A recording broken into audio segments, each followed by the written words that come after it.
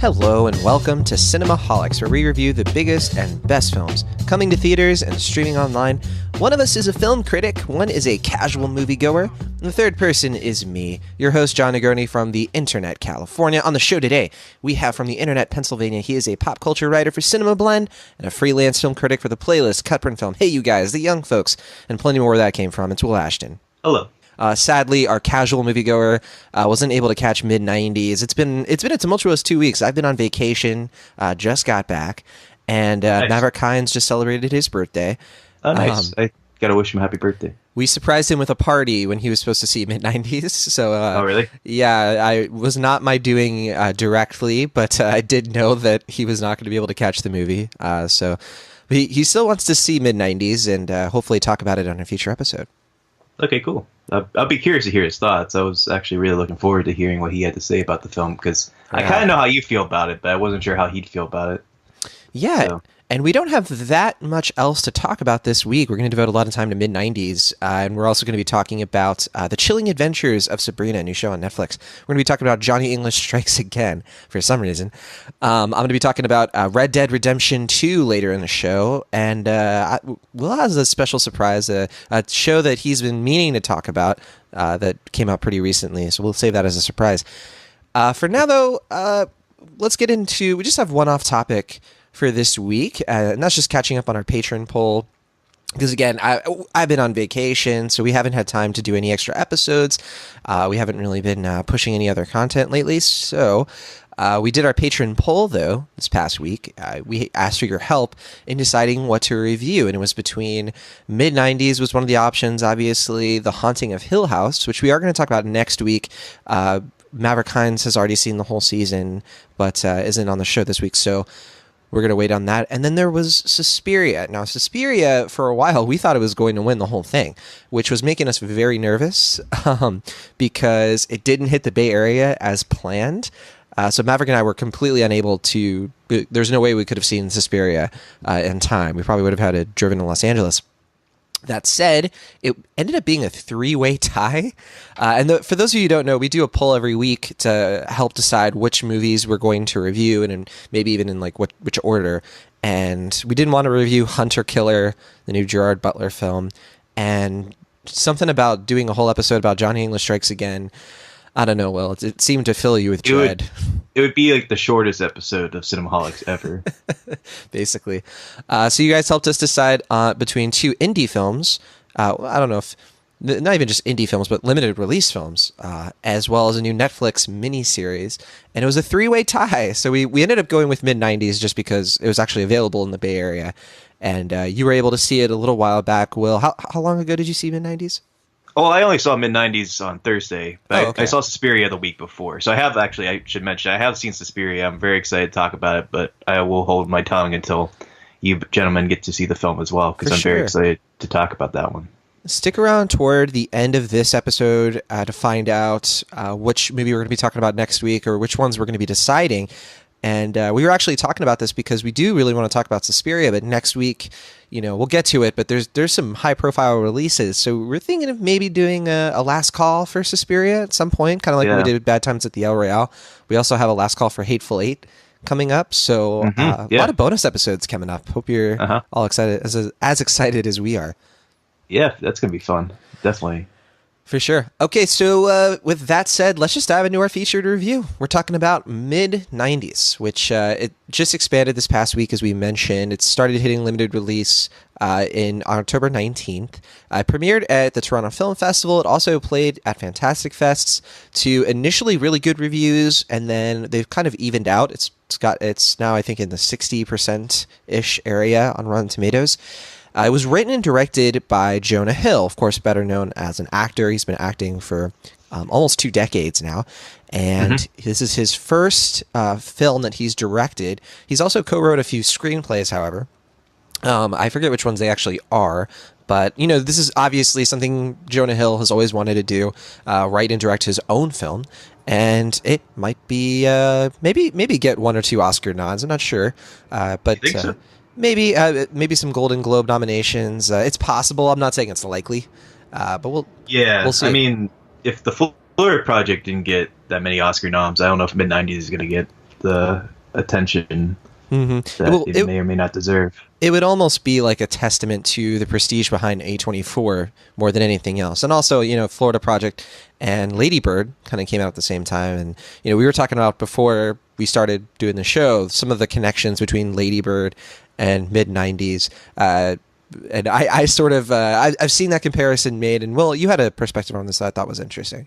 Oh, yeah. I mean, they're both films from fairly prominent, I guess, I don't know if Greta Gerwig is technically a comedic actress, but sure, I mean, just fairly prominent, like, character actors who have been working with a lot of filmmakers, a lot of distinguished filmmakers, and just kind of come into their own. But they both showed signs of, like, kind of being fairly astute about film, and, like, just like you said, like, they both were writers. They kind of worked their way up, like, through producing and stuff like that. So they did it the smart way. They kind of went up the chain and then eventually made their first films through A24, which are very personal coming of age stories that both deal with, like, mother relationships in some way or another, and both one more so than the other. But both are set in a different time period as well. Yeah, in California. Yeah. Although, so Lady Bird was Sacramento. This was Los Angeles, although I thought it was Detroit for a little bit there. Yeah, I did. Just, like, there were some ways that I don't know, some of the ways some scenes were shot, I initially thought Los Angeles, but then I was like, is this Detroit? And then that kind of faded from theorizing. But yeah, I mean, it's not like the showier parts of California, or I guess Los Angeles, because kind of similar to, like, how the Florida Project was shot, like, away from, like, Disney World. This was kind of shot, like, away from, like, the bigger parts of Los Angeles to kind of show a certain perspective of it. Probably one that is personal to Jonah Hill. I mean, but I don't want to assume. But. Yeah, he was born and raised in Los Angeles, Jonah Hill. And he was also really involved in the hip hop scene. He had an older brother who was kind of like Slim Shady-esque, I think his older brother too, I think he passed away. Now really? I think about it. I don't remember if that's true or not. But if not that, something tragic happened. But yeah, and I'd say, as Lady Bird would say, like, he kind of grew up on the other side of the tracks, right?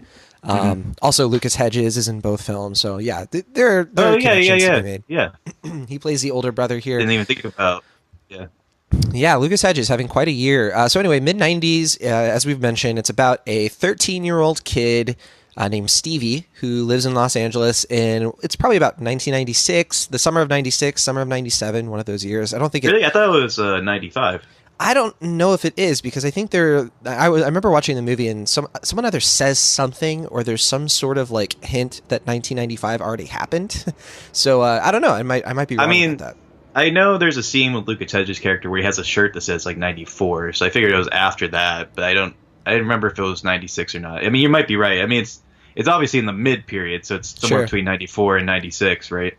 Yeah, I wouldn't say 94. I think that would be a little bit too early, but well, it could be 95, and I might have just misheard something. But yeah, I don't know. Yeah, the movie, sure. Like, it's about a group of friends that Stevie befriends, like, this group of skater kids, and starts to get into some trouble, and that sort of mirrors, the trouble he has at home and growing up and everything like that.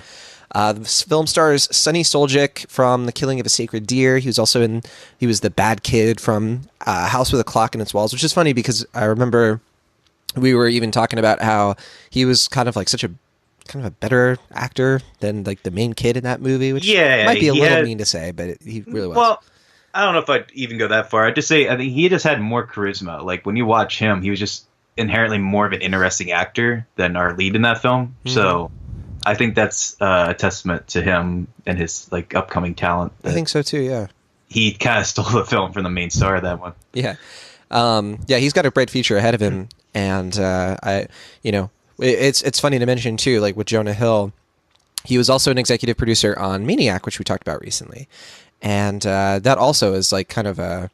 You can kind of see the personal story that Jonah Hill is trying to put in his character actor studies and everything like that. But regardless, this film also stars, like we mentioned, Lucas Hedges. It also stars Katherine Waterston, who plays Stevie's mom, which I was not expecting to see her in this movie. Well, I knew that at one point, I think very early on, Michelle Williams was attached. And when Katherine Waterston came, I was like, oh, okay, I guess she replaced Michelle Williams, because obviously I think we would have heard about it if Michelle Williams was involved with this film. So Yeah. I'm not sure why she dropped out. I think it might have been a scheduling thing with all the money in the world, but I don't know for sure.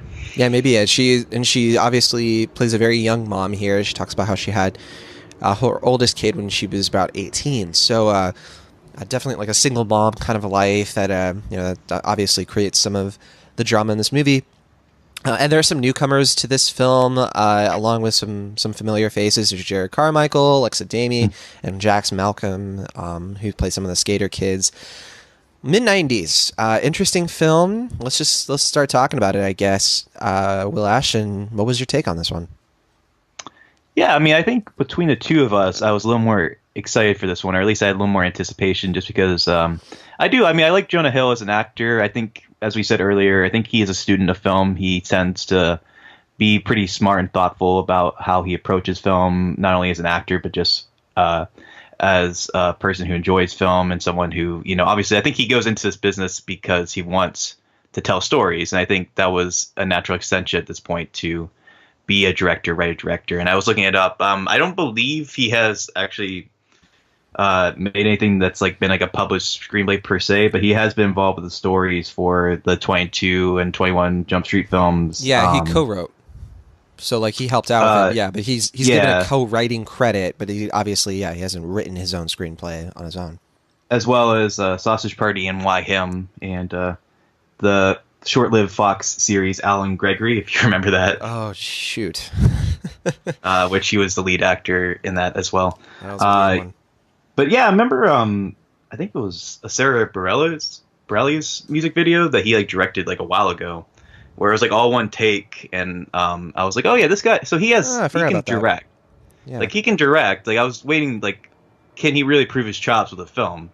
And I think he does for the most part. I think this film, above all else, is a good testament to him being a proven director and showing that he can have a certain vision. I think the way the movie is able to portray its time period is fairly distinctive and spot on in several moments. I think the way he works with actors, especially unproven or early actors, I guess, people who I believe he just found a couple skaters and then he just kind of got some really good performances out of them. I think that's a testament to him as a director, just kind of finding these naturally talented people and kind of giving that authenticity that he's looking for in the film. And I think that's what really stood out to me throughout this film, is just the way it kind of breathes and lets things just feel natural and ingrained to this time period.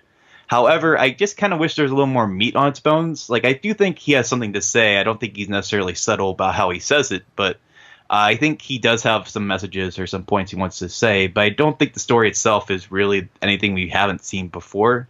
It's a fairly rote story that doesn't... I mean, it's given a little bit more of a personal, heartfelt edge from his directing side, but I think as a screenwriter, I just kind of wish he beefed up a little bit more. And I think you were alluding to this earlier. I believe if they had maybe made the mother-son angle a little more heartfelt or a little more focused on, or maybe even with his brother, any of these type of stories that are kind of left promised on, or something that can be developed but not really extended. And I get that he's ultimately focusing more on the group of friends that he gets himself involved in, the skater community that he participates in, and I guess it's fine. I mean, I do think that works ultimately, but I just kind of wish the movie had a little bit more going on, I guess. But as it stands, I do think it's a very good directorial debut for him. I think it's very promising as far as directing first films go, but I think there's a better film lurking inside here, and I wish that had come out. Yeah, there's not a lot of catharsis, probably, between those relationships. I sort of took it as he's sort of moved on from looking up to his older brother and caring what his mom thinks. And I think that actually landed for me. And I should say, I was not looking forward to this, as you kind of mentioned. I was kind of expecting to not like this. I remember the trailers. I was just like, this just feels like such a dude-centric kind of, I just thought it was going to be a slog to sit through with, all of the homophobic slurs and all of just the, I took it as is this just going to be some glorification of how annoying and nasty teenagers in the 90s were? I wasn't really looking forward to that. Or teenagers in general. I mean, sure. I think that's one thing about the film, is that it's kind of showing that how this kind of our masculinity, or how we perceive masculinity, kind of grows from multiple generations. There's a ripple effect that they kind of explore. Yeah. and how in some ways it's very dated and very much not what it is today, but at the same time it is very similar to how teenagers or men are today. And I found that was one of the themes of the film that was very compelling. Yeah, and I don't know if that was. I don't know if I agree if that was a theme. I think that I don't think Jonah Hill is trying to say this is good, this is bad. I don't think he's trying to glorify anything with this screenplay. I just got the sense that he's doing a sort of slice of life. Here's the life. Here are the lives of some of these kids, what they're going through. A couple of meaningful things happen, but the more meaningful thing is this sort of evolution of like, this idea that when you're at this age, you sort of have to make a decision on who you're going to be for the rest of your life. And for a lot of people, that is the age where that happens. And that kind of spoke to me a lot because you see it's such a drastic thing in the summer before you go into, it probably would have been like 8th grade for this kid or maybe even high school, depending. You see the changes that he's going through and how quick they are. When he comes back to school, he's going to be a completely different person. And that to me spoke to this film's authenticity. And I ended up kind of liking this a lot. I have to say, watching this one, you kind of touched on it, but the idea that Jonah Hill's directing can be evaluated in a lot of different things, like, the setting, and how he brings the 90s about. I was thoroughly impressed with what he did here because there is not a detail I caught that ages out this movie. He really just, there's like an obsession with Jonah Hill maybe with how he was able to, like, every little thing from like trash on the ground was always 90s specific. They had a beeper store, like everything that you're seeing was, I thought, really thoughtfully considered. To me, like, that was so necessary because I would have had a hard time buying, the time period of this if it hadn't had those things. And even though it's not a movie where a ton of things happen, it reminds me a little bit of Jim Jarmusch's Patterson almost, where which way less it happens in that movie than this. Yeah, one, or sure. Just Jim Jarmusch films in general. Sure. They have this look and feel to them. Sure, it definitely is a movie that's sort of shying away from like meaty story. At one point, I was like, "Is this just like half of a movie?" And more about just sort of it's like introductions, and I felt like I was watching one long music video. Honestly, it's not a fantastic film, I don't think, but I love the music in this. I adore it. Yeah, it's great. I think that the hip hop and he goes from hip hop to pop at like a moment's notice, and like you really get the idea that like the way that Edgar Wright sort of put his own music taste in Baby Driver, and that kind of came through. The same thing is happening with Jonah Hill. These are obviously songs that, for him to have gotten the rights to these songs, first of all, you can sort of tell like his connection to LA and the hip hop community is totally there. Which is very impressive. And, it speaks a lot to what we were talking about, like this being a very personal project for him. And it kind of makes the film the complete opposite of boring, because even in scenes where these kids are just skating, that's all that's happening, which, again, really, really great work to show these kids like skating moderately well and doing these really impressive takes involving this. What makes the movie kind of be entertaining and kind of a thrill to watch is the way the music is weaved in. Like, it is like one long music video. And I think there are just enough details here, like with the way that there's a moment between Stevie and his mom that is just kind of a gut punch. I wanted to hear from you, Will. How did that's like the big moment, probably big dramatic moment of this movie. How did it play for you? Are you talking about the scene in the car? Yeah. Okay. Yeah. I mean, that was certainly not a fun scene to watch, but I mean, the acting in it is, I mean, it really, I mean, I think this is what we're kind of talking about here, is that this not only feels like a time capsule, it is kind of like a slice of life thing where you're just kind of watching in on this very family dynamic, or this very ingrained kind of family dynamic. And I mean, I would say even more than that scene, there's a scene in the kitchen that was pretty hard to watch. Oh, yes. I mean, I think that one might have hit me a little harder than the scene you're talking about, but they're both pretty brutal. And certainly unflinching. Mm-hmm. Yeah, I should probably mention, I wasn't 13 in the mid-90s. I was more of a little kid. And so I don't have like that direct kind of feel, or I don't have that like, direct kind of connection to this movie. It's I probably connect more personally to like Boyhood, you know, which more about growing up in the early 2000s as a teenager. But I still was able, I thought the way that the film handles like universal themes of fitting into a new group of friends and kind of having to like prove yourself, sometimes by like hurting yourself almost. There's a running thread of this film where like Stevie clearly has some issues with like pain, like trying to hurt himself in private, that I thought was very, I don't know if poignant is the right word, but it's certainly something you don't see a lot in films of this nature.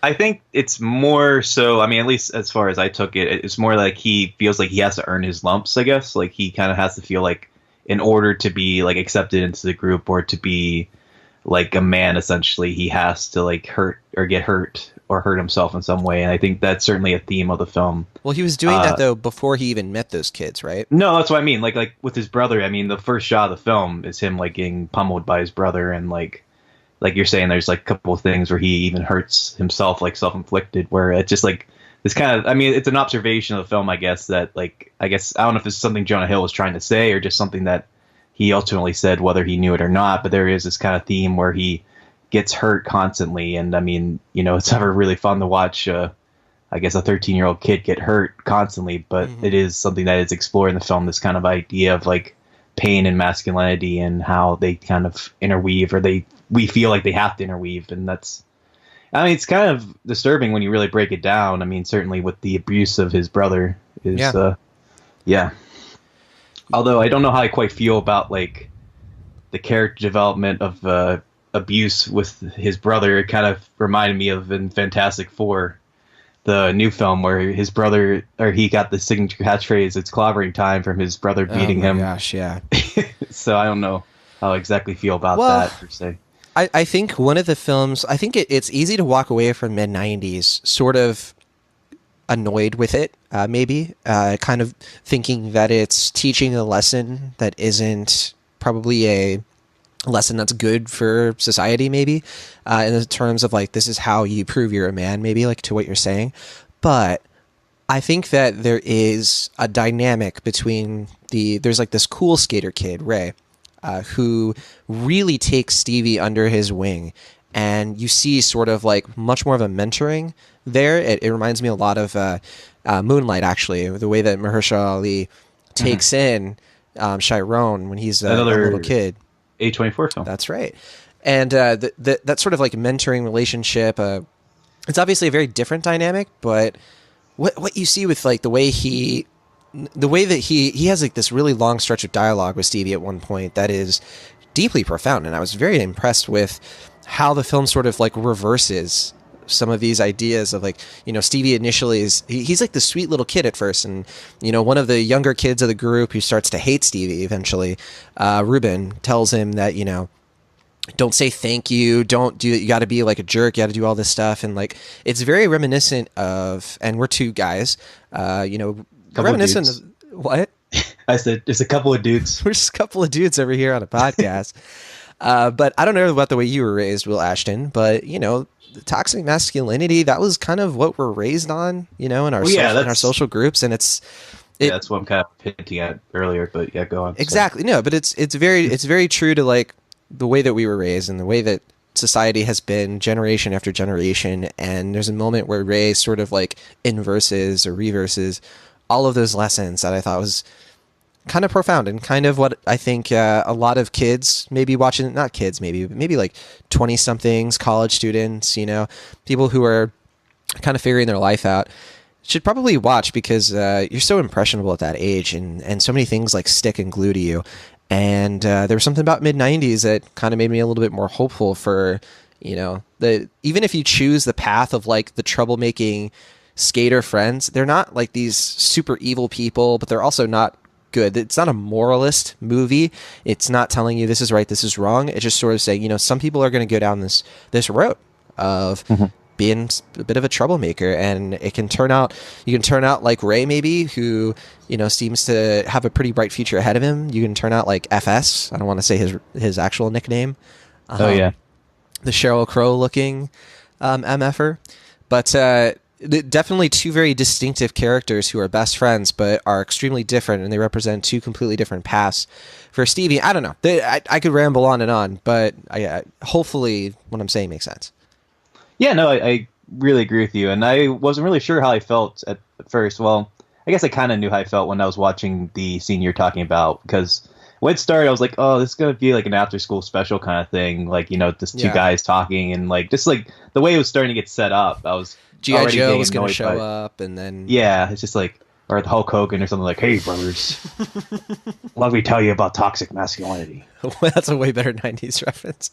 Yeah, no, I think as that scene went on, I think that's a testament to Jonah Hill's writing. And I mean, I've been fairly critical of it as far as the structure of the film, but I think there are select moments where he does shine as a writer, and I think that is one of them where it did. I mean, that scene ultimately did win me over. I think also from that performance, I forget the actor's name. I believe this is his first time acting. If not, I apologize for speaking out of turn, but I think that scene really won me over, and I think that was one of the scenes where, yeah, you certainly see what the film is going for, and you kind of piece together what at first seemed a little meandering, a little or incomplete, and I think you kind of get the idea of, okay, this is what you're going for, Jonah Hill. Yeah. It's not really like a deep message. I don't think it's something that hasn't been said before, but I do think, like you're saying, it's something that I think will resonate with people, and while I don't think this film is necessarily going to be as universal as Lady Bird or Eighth Grade earlier this year, I do think this film is going to speak to a lot of people, probably male, but that's not to say that women won't get anything out of this. But I do think there is, like you're saying, there's something about our relationship to toxic masculinity and just our relationship to male dynamics and how we kind of perceive these things that is pretty fascinating, I think, as far as Jonah Hill explores it. Yeah, and to answer your question from before, or kind of observation, all the skater kids aside from Stevie are first time actors. Nikel Smith, Nikel Smith plays Ray, and as far as I'm aware, he's never been in anything else, and it really is just a testament to Jonah Hill. And I think Allison Jones did the casting here, and she's definitely well known for. I think she also casted Fourth Grade, if I'm not mistaken, or sorry, Eighth Grade, or not Eighth Grade, Florida Project. That's right. There's a character. There is a character in here named Fourth Grade who very much reminded me. I was like, that's probably who Jonah Hill was as a kid. That was probably his avatar. I think he's a little bit of everyone, but it seemed like Stevie was the main one that he was basing himself off of. I don't know. It's hard to. I mean, but I do think there is. I don't know. Like I said, I think there is a little bit of Jonah Hill in most of the characters. We should ask him. See what he thinks. Yeah, just bring him on. Yeah. I do want to point out here the music. Trent Reznor and Atticus Ross did the score, and it's fantastic. I really think that this film almost is kind of saved by its music, and they're a big reason why. And I can't remember the last time Trent Reznor did a film. Actually, feels like it's been a couple of years. He's been doing quite a few. I mean, I was listening to Jonah Hill on Howard Stern. He was talking about the process of getting them. I guess they did the score like while they were on tour, and I guess they did it for basically free because I guess they didn't really have as much money. It all went to the soundtrack budget.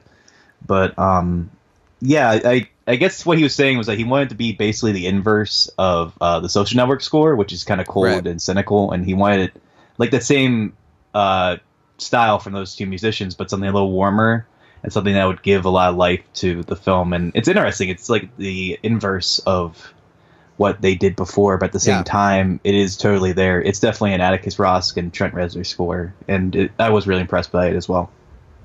Yeah, same here. Let's get into our final thoughts then and grade this thing. I think I'm pretty high up on this one, higher than I thought I would be. I'm like a low B+. I think that for me, even though I agree with a lot of what you're saying in terms of like, at times it feels like half a movie. At times it feels like there are some avenues they could have explored that make this a more universal film. I think that's what really holds it back from being terrific. But it has all the ingredients of like an A film, an A24 film maybe, in the sense that it's so technically well done, and it.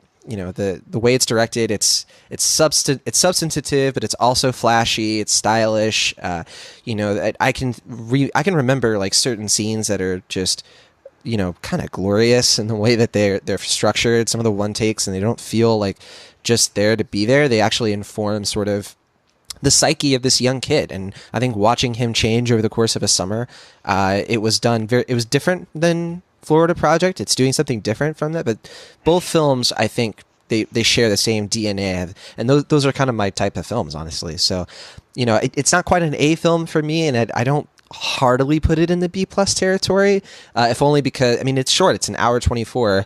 Again, the A24 references just keep coming, but I think this one, a lot of people are going to get something out of it, and I'd like to hear from more female critics on what they think of it, because obviously it's an experience that, it's kind of like when you and I watched Lady Bird, right? We we didn't have those like very clear connections, but we were still able to relate, and we were still able to get a lot out of that film. I wonder if the same can be said in Mid90s. So low B+ for me. Interesting. Yeah. So we were talking earlier about, I guess, who would probably be the influences of this film. We brought up Richard Linklater, who seems pretty apparent. There seems to be a little bit of Cameron Crowe in here as well.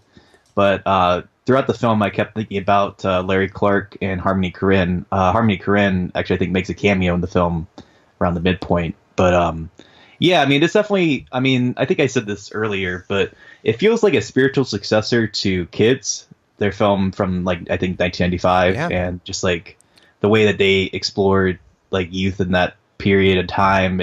It's definitely even though this film has a lot of hard edges to it, it's definitely softer in comparison to that film. But in some ways, it feels like a continuation of those themes and those ideas and messages explored in that film. And that film's also kind of meandering a little bit and kind of went off, and it wasn't really clear until the end what the filmmakers were saying. But I do like the film ultimately. Like we were saying, I think as a showcase for Jonah Hill, the director, I think it's very strong, and I do think he is going to really bloom as a filmmaker if he was to pursue that avenue. And I think the performances are terrific. I do think there's a lot to love from the cinematography. It was shot on 65 millimeter, and it's kind of boxed in too, which kind of adds to the time capsule feel of it. Like that one character I think we were talking about earlier. I forget his name though, but how he's like always like filming everything. It just kind of feels like that, like you're just watching it from his camera almost. Fourth grade. Breakout character of 2018. Yeah. I do think there's a lot to like. I just kind of wish I had a richer experience with it ultimately, but I do like what I saw, and I'm between a B and a B-. I think I'm gonna give it. I'll give it a low B, just because I do think what works here really works, and I do think that people are gonna get a lot out of it. I just kind of wish it had lived up to my expectations a little more, but ultimately I do recommend it. It sounds like too, like neither of us had a big issue with the nostalgia in this film being used. Yeah. To me, like I was kind of dreading, I forgot to mention, like I was dreading sort of, is this going to feel like the 80s, very similar, just using the time period to bait us a little bit. And I'm happy to say it's hard to evaluate these things, and it might come off that way for some, but not for me in the slightest. I thought that it was all in service to plot and theme. So it wasn't, it definitely didn't feel like Jonah Hill was trying to just make you remember things and that was the joke.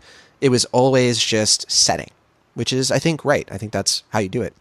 Yeah, I think that's the best testament to his filmmaking prowess, is that this film really does feel like of its time and place, and it doesn't feel like a gimmick. I think it just ultimately is what he wanted to explore, what he felt was the most meaningful part of his life, perhaps, and just exploring that in a film. I thought he did a really terrific job with that.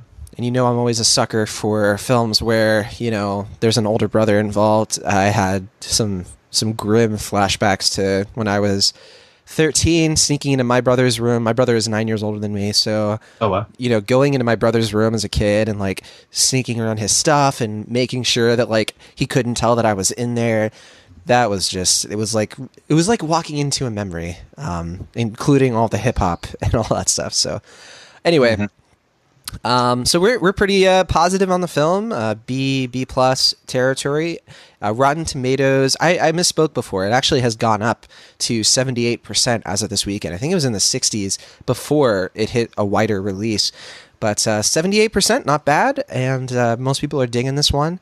And I think a lot of you listening might like it as well. It should be hitting more theaters this coming week. And box office wise, I think it's doing pretty decently. It's already made 3 million. Oh, really? Wow. Yes, which the budget I'm not aware of, but I have a feeling it's not very high. So Yeah, I don't think it's a high budget. It might have a high marketing budget though, considering maybe, that like it was fairly well advertised, especially for an A24 film. But I mean, I don't know what the actual budget of the film was, but I imagine it's probably going to make it back. So good for the film. Yeah. Yeah, it makes me wonder, like what films A24 is going to market for the Oscars this year.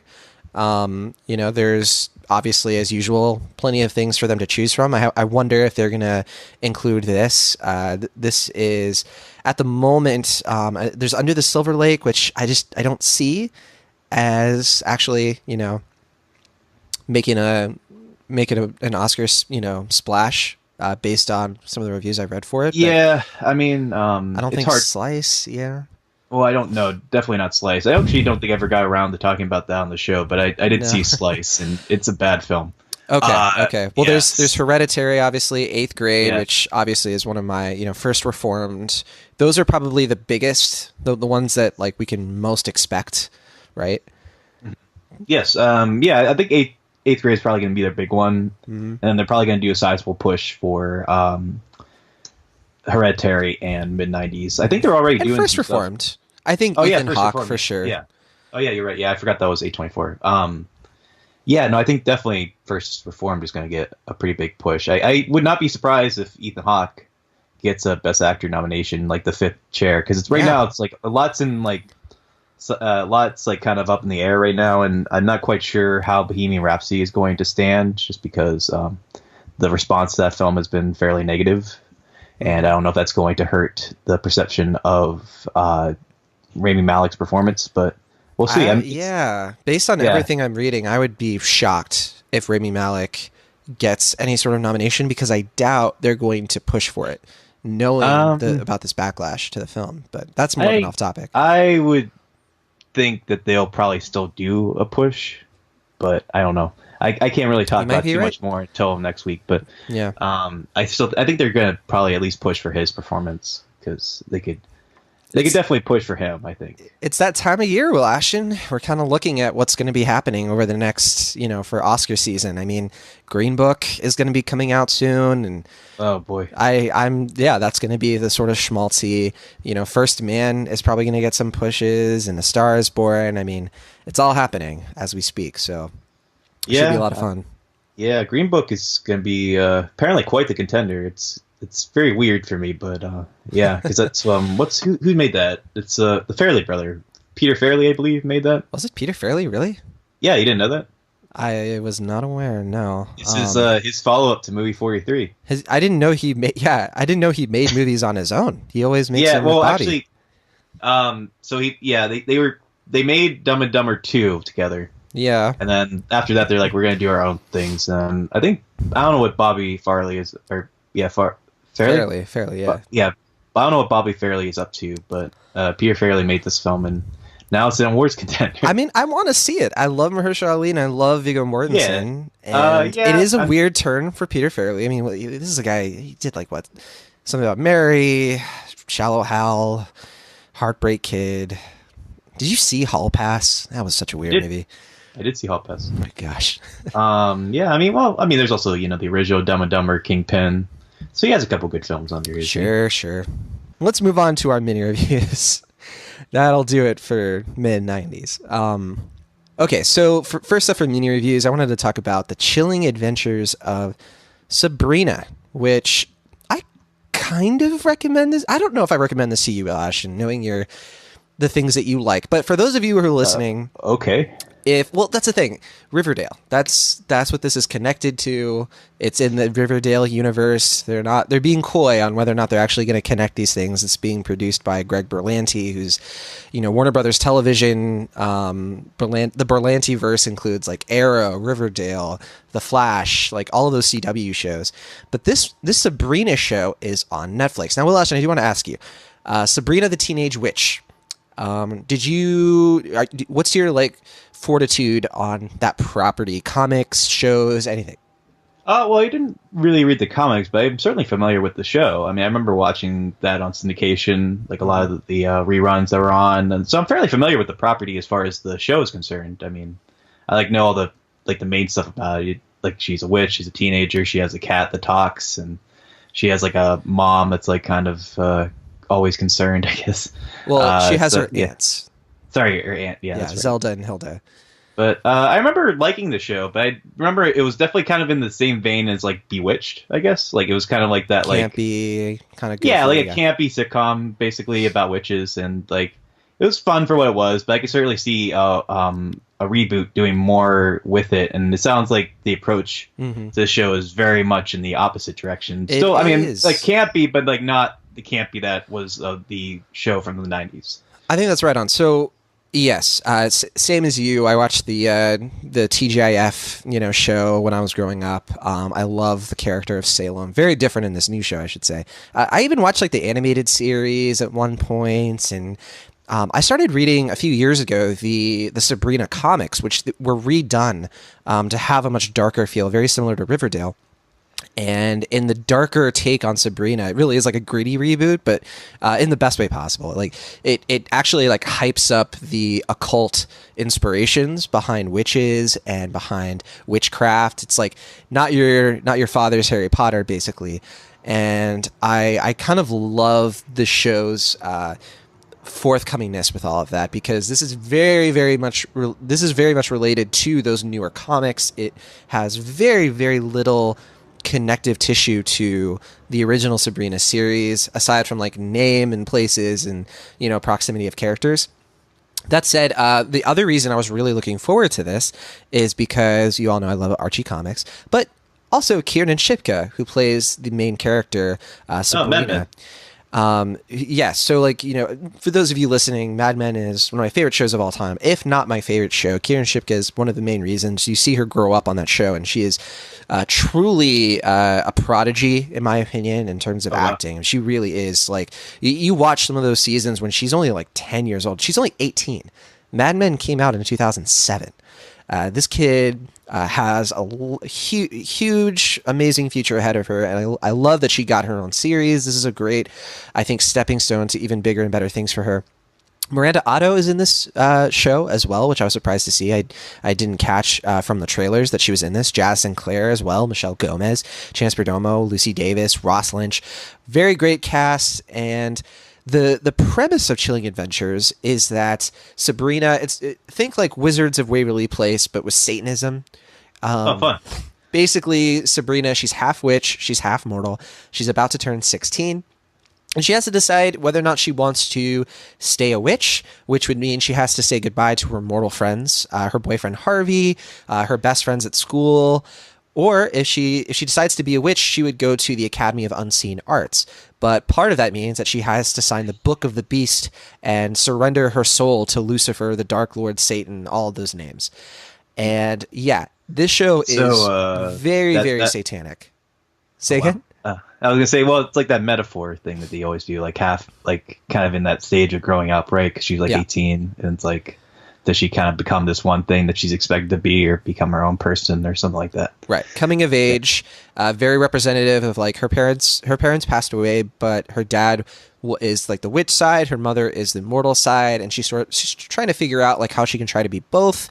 And she has like this show, like it heats up. It's very much from the beginning. She has to make this decision now. Like, it's not, she has a whole season to decide what she wants to do, and she's doing, it's not like, Monster of the Week episodes. It's very much a running thread. It's very much a Netflix binge show where it's one story told over about, I think it's 10 episodes. I'm 4 episodes in, and I'm really liking this. It is a bit jarring because it's very strange to see Satanism with just the courage of saying this is a Satanist show. And it's a show where the characters treat Satanism like any other religion. And so that means that they criticize it. And I should say too, it's not like conventional Satanism, right? It's like, obviously one that's like layered and this stuff exists and that there's like magic is real and all of that. I don't know if I'm dashing any of your hopes and other religions, Will Ashton.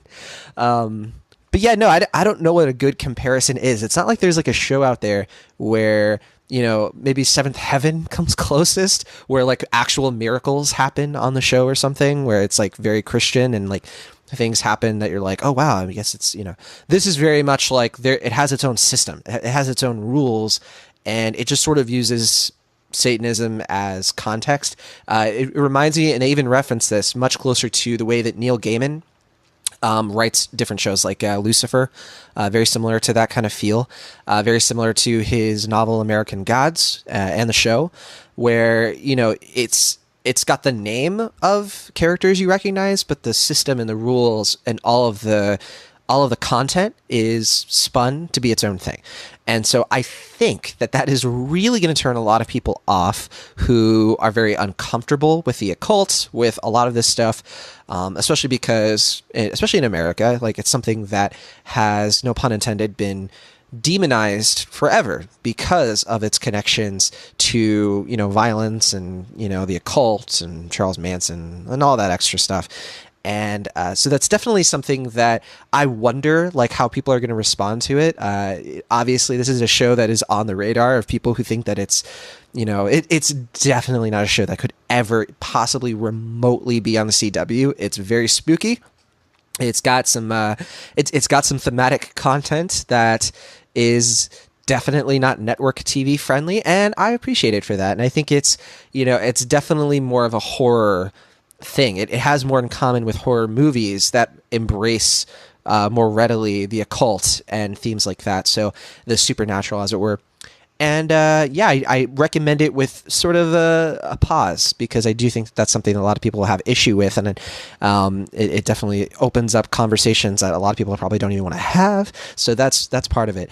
And you know, just from the nitty gritty of it, it's an interesting show. It's not amazing. I think Kieran Shipka, obviously, she has the charm and charisma to carry anything, but I do think some of the writing of the early episodes, and I'm hoping it improves later on, it does get a little slow. Especially the third episode, I was really getting frustrated because it becomes like a courtroom drama, and it starts to be a little bit like, okay, this isn't fun to watch. This isn't exciting, and the humor isn't quite there. So far, it's a bit hit or miss in some of the writing, but I do think that it's working its way towards something bigger and better. So I think the potential is all still there. So, you know, because it's a Netflix show and because the episodes aren't too long, you don't have to, you know, commit a ton of time to it. I think it's worth watching if you're interested in this kind of new take on the series, and people might really enjoy it. Yeah, it sounds like, if you're giving me the right impression, it sounds like either The Witch and or The Love Witch told from the people who made Riverdale. Is that? I mean, it's so different from Riverdale. Have you seen The Love Witch? Okay, it's a really good film. I would say that it's closer to The Witch, honestly. Okay. It's like if you took, that's what it sounds like. Yeah. If you took the scene from the very end of The Witch, and then what happens next, that's kind of what this is, honestly. Okay, yeah, that's what I was alluding to. Which kind of is a good thing, a little bit, and obviously, like, the references to, they have like the same references, the same like lore, you know, like Black Phillip and like all the goat stuff. It's all in here. So yeah, mileage may vary, but it might be worth checking out for some people. Okay, cool. All right, that's The Chilling Adventures of Sabrina. It's now streaming on Netflix. Next up, Johnny English Strikes Again. Well, actually, I saw this movie, the first of this movie, gosh, feels like over a decade ago probably, and I remember thinking it was funny and that I never wanted to see it again. But unfortunately, Johnny English struck again anyway. Does he strike out? Yeah, so it's weird. Like, you're saying that, like, Johnny English, the first film, kind of came out closer to this time period of mid-90s than now. And it's just kind of weird that, like, I think it came out in 2002? Oh, wow. 2001, maybe? That was it was a while ago. Maybe 2003 at the latest. I was thinking 2004, but okay. No, it's early 2000s, and like, you know, I thought it was pretty funny. I mean, I was a kid, and I was like, you know, it's all right. And then I saw the second movie, I believe 2003, so kind of close, yeah. Yeah, and then the sequel came out in 2011, I believe. There was a second one? Yeah. Oh, maybe that's the one that I'm thinking of. Well, there was Johnny English, and then there was Johnny English Returns. comes Oh, back. Johnny English Reborn. Is I it never saw Reborn? that. Yeah, it's a very forgettable film. That's the main thing to say about it, and it just kind of came and went, and at least here in the United States, and I think everyone, like as far as here in the U.S., we just kind of forgot about Johnny English. But I guess the big thing in the U.K. because they made a third film, and then they like spent a fairly sizable amount of money in it. And I mean, Emma Thompson's in this thing, for goodness sakes, and it just I don't know, it feels very surreal to me because it's just like, who's asking for this film? Like, I mean, it's not terrible, it's fine, I guess, but it just doesn't really do anything or have much to say or provide that many laughs. It's just like, yeah, okay. Is it just you think it's like comfort food for fans of the franchise? Well, I don't even know if I'd go that far. It just feels like a retread, really, of just I would think if you're gonna do like a John English film in 2018, you would either want to like poke fun at the Daniel Craig films, like like kind of the gritty very dour films of like the Bond series, or you like kind of poke fun at like the how it's very masculine and like kind of like there's a lot of like tropes in the franchise now. It really doesn't do either. It just kind of makes just another John English movie with Rowan Atkinson, like I guess closer to 60 now, so he can't really do like any like of his physical comedy stuff, which makes it less appealing as far as the comedy is concerned. And yeah, it's like I sound like I'm just kind of like talking my thoughts here because I really just don't have much to say about it. It's funny though because you mentioned how it probably should have parodied the Daniel Craig films. It even has Olga Kurylenko in it, who was in Quantum of Solace, probably the worst Daniel Craig Bond film by most people's estimation. So yeah, I mean, what? Yeah, I don't know. It just doesn't like. I mean, if that was the intention, then it didn't really like do anything with that because like it. I think they just really, forgot. I don't know. I mean, like it just feels like a serviceable sequel. And I mean, if you're a fan of the other two Johnny English films, I guess you'll get something out of it. But really, I mean, it reminded me of one of Maverick's favorite quotes on the show, which is "What's going on? What are we doing here?" And that's like just felt like as I was watching the film and after I left, I was just like, "What are we doing here? Like, why did I just see Johnny English 3?" If a film gets you existential, yeah. I mean, so I gave it a C-, I think, or well, actually, I think I gave it a C. I saw it like 3 weeks ago, and I really haven't thought much about it until you brought it up. So it hit the UK and France a bit earlier. So yeah, which is why I guess I got to see it so early. But yeah, I don't really have much to say about it. I'm always happy to see Rowan Atkinson get work. I just kind of wish he was given more to do besides a fairly mundane sequel to a property that most people have probably forgotten about by now. But I mean, I understand they can't really do another Bean film because it's probably too intensive for someone of his age. So I guess this is the best thing he can do with his time. I don't know. Well, give him like a Netflix show or something. I don't know. That'd be interesting. Well, I think I have an answer to the question of, who wanted this. The film is a lot of British people. Yes, the film has grossed $109 million at the box office.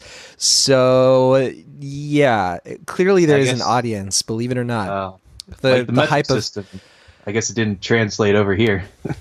Right. Well, yeah, it's the reviews have not been favorable. But I think it's the comfort food thing. It's just like he's a familiar character, and people in the UK just really love James Bond parodies, I guess, and it's good enough for them. I don't know. I was reading also some of the cast descriptions here, and Olga Kurylenko plays a Russian spy who is investigating a Silicon Valley tech billionaire, which to me is a plot line from like 2011. Yeah. Right? So, like, why is that everything lately? It's always like, every bad guy this year, I'm thinking of like Venom, is some sort of Silicon Valley, like, is Hollywood trying to tell us something that like the people don't want to like Silicon Valley right now? Because I think that's probably more poignant than I'm giving credit. Well, I guess new tech is scary. So you said it. Yeah.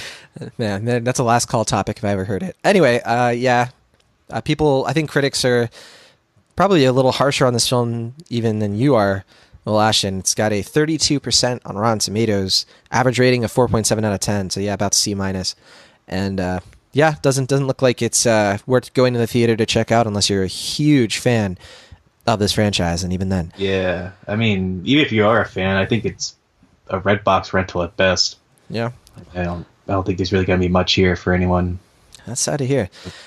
All right, last up for me is Red Dead Redemption 2. I'm kind of carrying on the theme of talking about video games because, this is the time of year when video games, like the big budget, A-list video games are coming out. So I feel like it's a big culture moment right now. What's happening with Red Dead Redemption 2? Did you ever? Oh no, why am I asking the last thing? If you've ever played Red Dead Redemption, Red Dead Revolver, then neither game is Mario Party. So Red Dead Redemption 2 is a new Rockstar game. For those of you who are unfamiliar with Rockstar, they of course are behind the blockbuster Grand Theft Auto franchise. Their last high-profile release was Grand Theft Auto 5, which was about 5 years ago. So Red Dead Redemption is a sequel to one of their most critically acclaimed games of all time, and one of my favorite games ever, Red Dead Redemption, which came out, I think, 2010. And that is a truly terrific Western. And it's one of those, I think it was one of the first games that Rockstar came out. I'd say Grand Theft Auto 4, which was 2008, was the first time one of their games had just a really great story. The narrative, the writing, it was just on its own. It was just terrific. And I think Red Dead Redemption topped it as just being like, man, this is just a great story. This could make a movie. And Red Dead Redemption 2 kind of carries that on, where I even saw someone complaining, it was like, why didn't Rockstar just make a movie already instead of these games? And there's some controversy in this game. It's, as I mentioned, it's an open world Western. You're playing in 1899, you're part of this gang, and you're this kind of a bounty hunter outlaw character, and you really are given a ton of freedom, but obviously there is a larger narrative behind this character trying to help his gang survive in kind of a reimagined version of Texas and some of those other border states. And yeah, it is interesting because if it's a movie, it's like a 20-hour movie, right? It's obviously a long narrative, it's more episodic.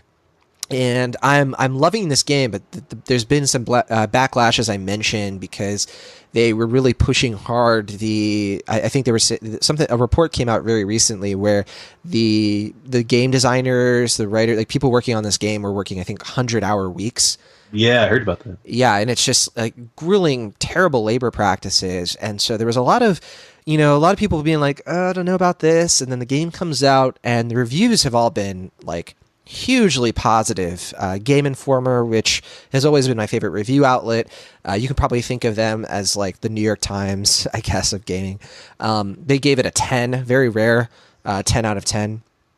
And so I think the last time they gave a 10 to a Rockstar game was Grand Theft Auto 4. So that said, there's been a lot of backlash to this game. It requires a ton of absurd patience. It's one of those things where like your character moves slowly, and sometimes the dialogue can be a little slow, and you can't really skip a lot of things. And I just want to talk about it maybe from more of a cinematic perspective. It's an interactive movie almost, where like in between episodes you can just sort of roam the world of the game, and it got me thinking a lot about how this can be the future almost of like I think video games and movies are getting closer and closer to overlapping. And I think that they are, the attention to realism is, which some people are criticizing Red Dead Redemption 2 over. I mean, the realism in this game, Will Ashton, like your facial hair grows over time and you have to shave it. If your character doesn't eat enough, you lose weight, and like it affects your stamina, it affects how long you can run and your health. And if you eat too much, the opposite happens. But do you get dysentery? Characters do get sick, and so it's a real Oregon Trail, I guess. There you go. Thank you for. I was gonna say, yeah, it definitely if we're going back to 90s references, that's obviously astute. So I think that this idea of like exploring the world of fiction that you're engaging with is the future. I think that one day, like, you're not just going to watch the movie Baby Driver. You're going to play the game while you watch it, where you are doing the driving, and it's sort of a guided experience. And I think that it's an exciting thing that can happen. It takes a lot of manpower. I don't know what the gender neutral term for that should be, but human power, I guess. And it takes a lot of like we're seeing like the intensive hours being put into these people to grind out these games. It's what kind of brought down Telltale. In some ways, they made a lot of financial mistakes, and they also didn't treat their employees very well. And we're seeing a kind of a pivot point in the gaming industry. And I bring it up because, you know, Cinemaholics, we triumph story over all else. And I think that this is a game that's worth paying very close attention to because of that. And I think that if people say that, you know, the Westerns, like nobody cares about Westerns and those stories anymore, I think that's a bit oversaid. You know, obviously some great Western films have come out in the last decade. I mean, this was the decade that was kicked off with True Grit, the remake. So I think that Red Dead Redemption 2 is on its own is a narrative that's worth seeking out. If you've never played a game in your life, I think you can figure it out, and I think you can get something kind of profound out of it. It obviously is a time sink. It's definitely taking a lot of hours out of my vacation. I'm about to go back to the normal grind, and so I'm going to be kind of pulling back the throttle on this game a bit. But yeah, I've devoted at least 10-15 hours on this game already, and it came out on Thursday, so that tells you a little bit of something. So that's Red Dead Redemption 2. I have a feeling, Will Ashton, you're going to be playing it right after we record this podcast. Oh no, but I'm glad it's a good game. I mean, I've been hearing a lot about it, which usually means it's pretty popular. And yeah, it sounds like it's a real Westworld. Yes, the Westworld comparison is also good. And, you know, I think that's maybe even going even farther into the future, where it's like not only are you playing the video game, you're playing the movie as a video game, you're eventually just going to be in it. That's probably what's going to happen within the century. So I'll go get my Spurs. Very nice. All right, Will Ashton, close us out. What is your surprise review for us? Yeah, I guess this is a surprise. It's I just wanted to talk about my thoughts on Kidding Season 1, which is the new Showtime series with Jim Carrey. I believe, I mean, he's been doing a couple things of late, but mostly supporting roles. Jim Carrey, I mean, he did, what was it called? The Bad Batch. He did Dark Crimes, I believe it was called, which didn't really do too well. There's something else, I believe. Well, wasn't there the Man on the Moon documentary? What was that called? Oh, yeah, Jim and Andy. Yeah, there you go. Which, yeah, that was one of my favorite movies of last year. I think Maverick as well. Yeah. And I think he was also in Kick-Ass 2 for a little bit. And then he did Dumb and Dumber 2, which we also talked about earlier in the episode. And yeah, so it seems like he's been kind of laying low. He's been doing a lot of painting and stuff. And that's, I think, more for personal reasons. He suffered a really tragic loss of his girlfriend a couple years ago. And he has not been handling it too well. And I do think the show, to some extent, is therapy for him. It's him reuniting with Michel Gondry, who directed Eternal Sunshine of the Spotless Mind. This show, it's more in the vein of your typical kind of darkly satiric Showtime show, like maybe what was that thing with Steve Coogan a couple years ago on Showtime? Yeah, Happy-ish.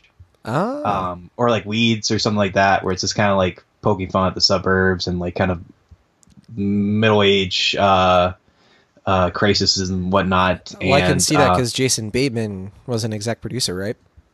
Yeah, he's involved with the show, and the show itself is it's basically in the vein of Mr. Rogers for adults. Jim Carrey plays a character called Jeff Pickles, who is like a child entertainer, like Mr. Rogers, who kind of teaches kids these lessons on like a PBS type show. And unlike Mr. Rogers, it's more of like a corporation type of thing. Like his budget's a little bigger, and like he has a producer played by Frank Langella, or what's how you pronounce his last name? The guy from Frosting. Frank Langella.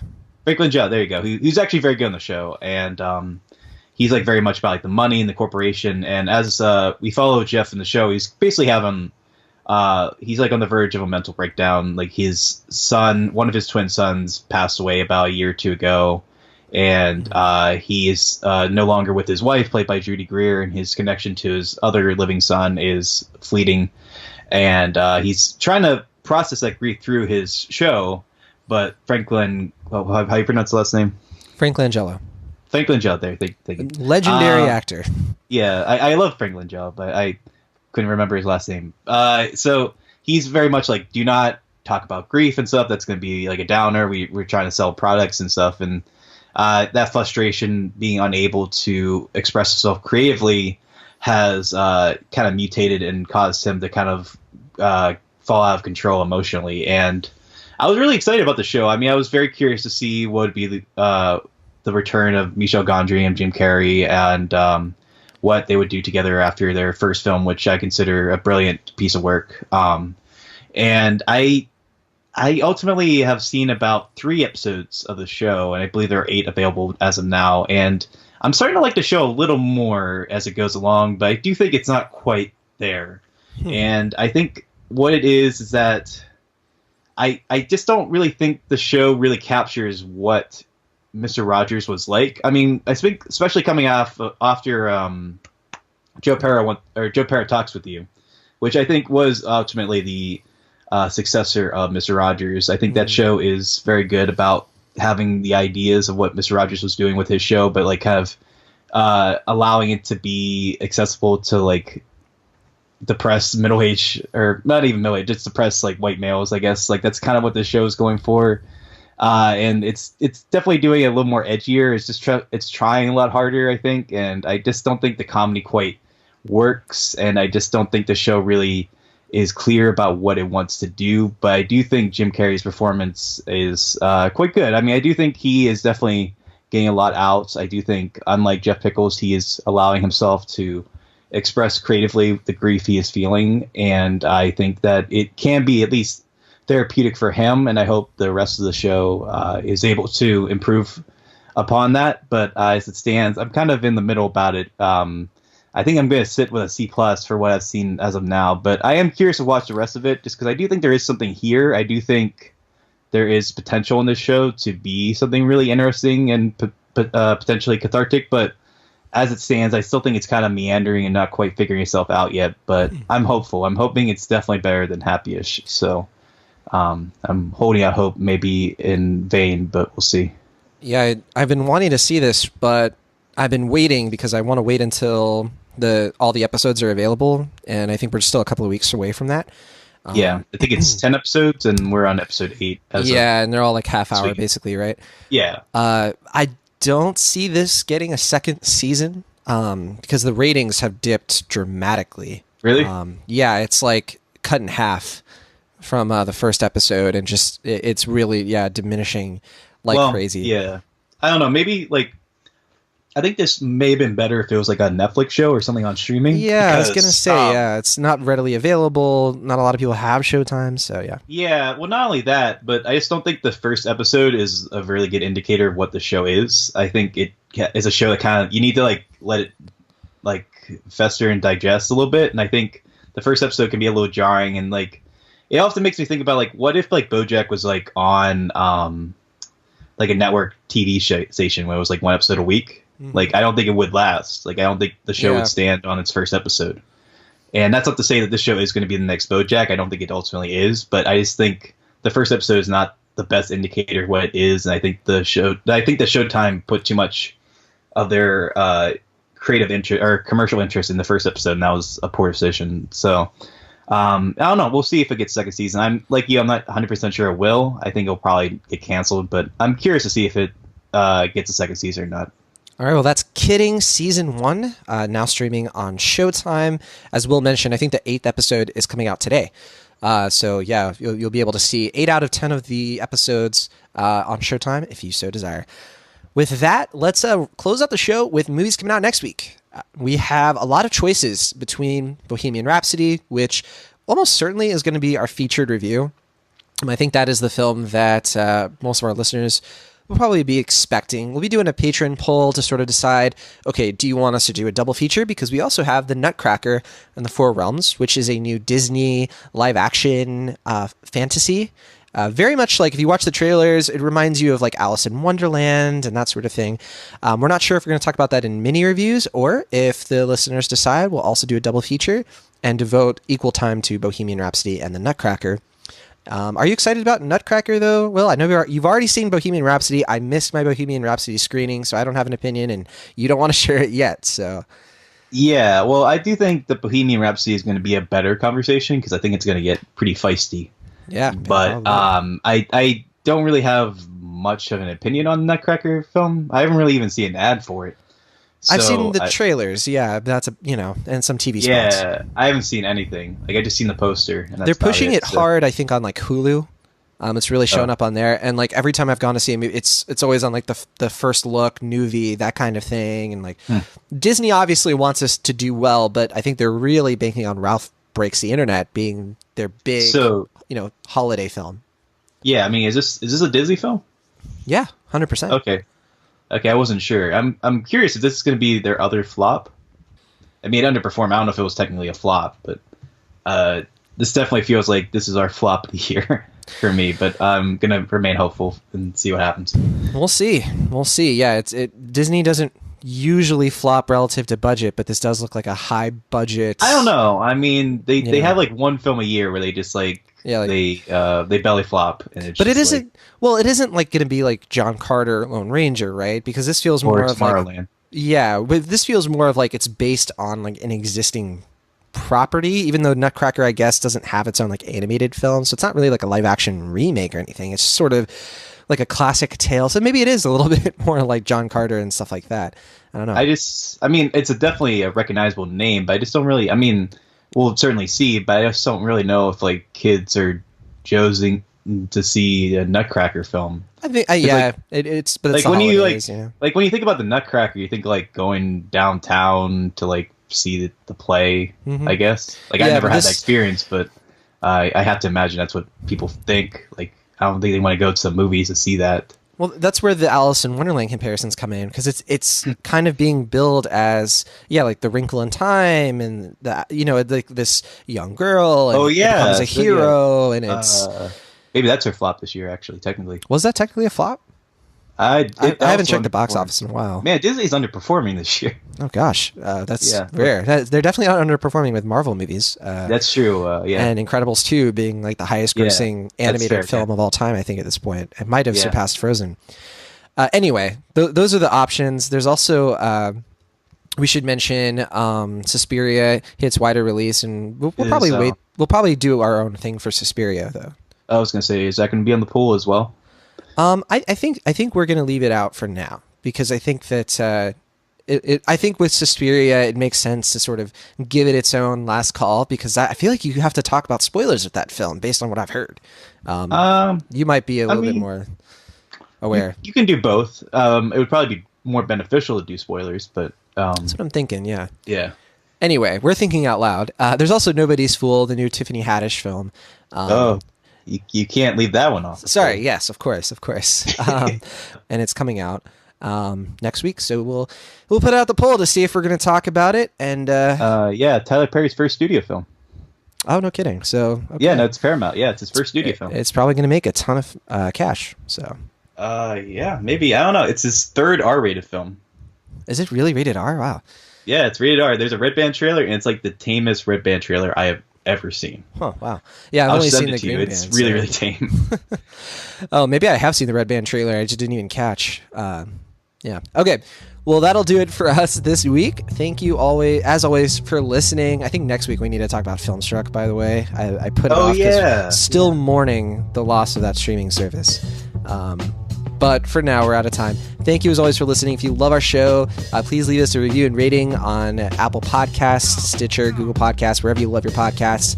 And hang out with us on our social pages. Our Facebook and Twitter is linked in the show notes below, along with our YouTube channel and everywhere else you can go to find our stuff.